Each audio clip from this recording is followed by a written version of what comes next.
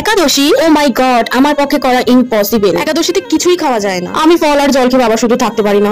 এই কথাগুলো তারা বলে থাকে যারা একাদশী করতে ভয় পায়। একাদশী করলে যে কি মাহাত্ম্য সেটা আমি এই ভিডিওটাতে বলবো না, কারণ একাদশী মাহাত্ম্য যদি আমি বলতে শুরু করি শেষই হবে না। একাদশী অনেকে অনেক রকম কিছু খেয়ে করে, কেউ নির্জলা করে, কেউ শুধু জল খেয়ে করে, কেউ ফল খেয়ে করে, এবং পঞ্চশস্য বাদ দিয়ে যেগুলো খাওয়া যায় সেগুলো সানফ্লাওয়ার অয়েল দিয়ে বানিয়ে ভক্তরা ভগবানকে ভোগ লাগিয়ে প্রসাদ পায়। যদিও একাদশীর দিন খাওয়া দাওয়ার কথা এত বেশি মাথায় না এনে ভগবানের ভজন সাধন করাটাই কিন্তু ভালো। যাক, এখানে দেখো আমি ফার্স্ট টাইম একাদশীর পাস্তা খাচ্ছি, আর সন্টাইয়ের এখানে দেখো ফুলকো ফুলকো লুচি চলে এসেছে। অনেকেই এখানে মনে করবে একাদশীর পাস্তা আবার লুচি এগুলো খাওয়া যায় নাকি একাদশীতে, তো তাদের জন্য বলি এখানে পাস্তাটা কিন্তু বাকুইটের আর লুচিটাও কিন্তু বাকুইট, আর যেগুলো একাদশীতে খাওয়া যায় সেগুলো মিক্সড করে একটা করা হয়েছে। তরকারি, পাস্তা, লুচি যাই বলো না কেন সমস্ত কিছুই কিন্তু একাদশীর প্রসাদ সানফ্লাওয়ার অয়েলে করা হয়। তো সকলকে হ্যাপি একাদশী। আর আমরা কিন্তু জগন্নাথ প্রসাদম এই প্রভুর কাছে প্রসাদ পাচ্ছিলাম। তোমরাও আসলে মায়াপুরে এখানে খাওয়া দাওয়া করো। ভিডিও ভালো লাগলে ইউটিউব দিয়ে সাবস্ক্রাইব আর ফেসবুক থেকে ফলো করে দিও। টাটা, হরে কৃষ্ণা।